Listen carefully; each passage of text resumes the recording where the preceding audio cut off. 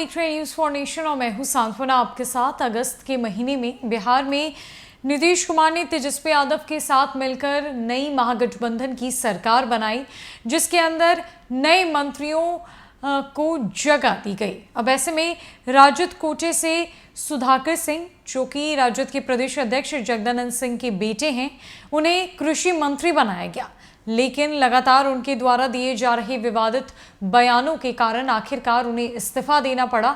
खुद उनका इस्तीफा लेकर उनके पिता जगदानंद सिंह तेजस्वी यादव के पास पहुंचे थे। दरअसल अफसरशाही को लेकर, साथ ही साथ चल रहे विभागों में घोटाले को लेकर, मुख्यमंत्री नीतीश कुमार को लेकर सुधाकर सिंह आए दिन तरह तरह के बयान दे रहे थे, जिसके बाद उन्हें सबसे पहले वार्निंग मिली। लेकिन जब उनकी बयानबाजी खत्म नहीं हुई तो उनसे इस्तीफा मांग लिया गया। सुधाकर सिंह इन दिनों बिहार के उन चर्चित नेताओं में से एक है जिनकी चर्चा सबसे ज्यादा हो रही है। और अब सभी नेताओं के भीतर ये सवाल है कि सुधाकर सिंह इन दिनों कहाँ है। वो राजनीति में सक्रिय नजर नहीं आ रहे, फ्रंट पे नजर नहीं आ रहे, तो वो आखिरकार कहाँ चले गए हैं। दरअसल हम आपको बताएंगे कि बिहार सरकार के पूर्व कृषि मंत्री सुधाकर सिंह इन दिनों देश के उन तमाम क्षेत्रों का दौरा कर रहे हैं जहां पर विषम और विपरीत परिस्थितियों में प्रगतिशील किसान अपने बलबूते पर खेती कर रहे हैं। वो कृषि के गुणों को सीख रहे हैं, गुणवत्ता को समझने की कोशिश कर रहे हैं। पूरा देश, भारत एक कृषि प्रधान देश है। बिहार राज्य बाकी राज्यों में सबसे ज़्यादा कृषि प्रधान राज्य है और इसीलिए सुधाकर सिंह निकल पड़े हैं कृषि के मायने समझने के लिए, जहां वो किसानों से मुलाकात कर उनसे सीख ले रहे हैं। किसान से ये समझने की कोशिश कर रहे हैं कि खेती कैसे की जाती है, कृषि के क्षेत्र में क्या कुछ किया जा सकता है। दरअसल सुधाकर सिंह देश के उन क्षेत्रों के दौरे पर है जहां तमाम विपरीत परिस्थितियों के बीच प्रगतिशील किसान अपने बलबूते खेती कर रहे हैं। बिहार जैसे राज्य के लिए नजीर बन रहे हैं जहां अच्छी मिट्टी और समतल जमीन है। वो इन दिनों किसानों के उस गढ़ में है जो देश भर में चर्चा का केंद्र रहा है। सुधाकर सिंह मंडी कानून सहित किसानों को उनकी फसल का वाजिब मूल्य मिले जैसे सवाल उठाते रहे हैं। अनाज खरीद में पैक्स के बजाय मल्टीपल एजेंसियों को मौका देने की वकालत भी उन्होंने की थी। सुधाकर सिंह इन दिनों मराठों के गढ़ कोल्हापुर सतारा मध्य प्रदेश के इलाके में घूम रहे हैं। वो इन्हीं किसानों के घर में रह रहे हैं, उनसे खेती के नए प्रयोग पर बातचीत कर रहे हैं, खेती में उपज के तौर तरीके बारीकी के साथ सीख रहे हैं।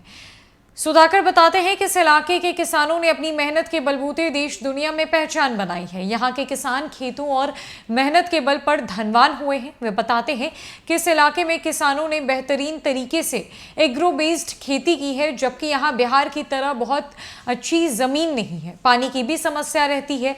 कहते हैं बिहार के किसान भी काफ़ी मेहनती हैं, लेकिन वो उतने मुखर नहीं हैं जितने मराठा इलाकों के किसान हैं। मराठा के इलाकों के किसान आंदोलन के मामलों में उग्र रहा है ये इलाका। यहाँ कई हिंसक आंदोलन भी हुए। कर्नाटका के लिंगायत समुदाय भी यही है जिसका केंद्र बेलगांव है।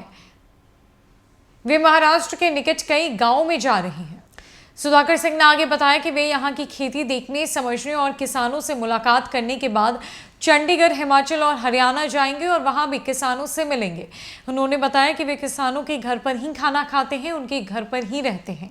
अगर वहाँ कोई व्यवस्था नहीं हुई तो वैसे किसी स्थल पर ठहरते हैं जो गांधी आश्रम जैसा हो, होटलों में नहीं ठहरते। सुधाकर सिंह आगे बताते हैं कि उन्हें देखकर अचरज हुआ कि किसानों कि सौर ऊर्जा और झरने से खुद बिजली उत्पादन कैसे कर रहे हैं, वे खेती कर रहे हैं।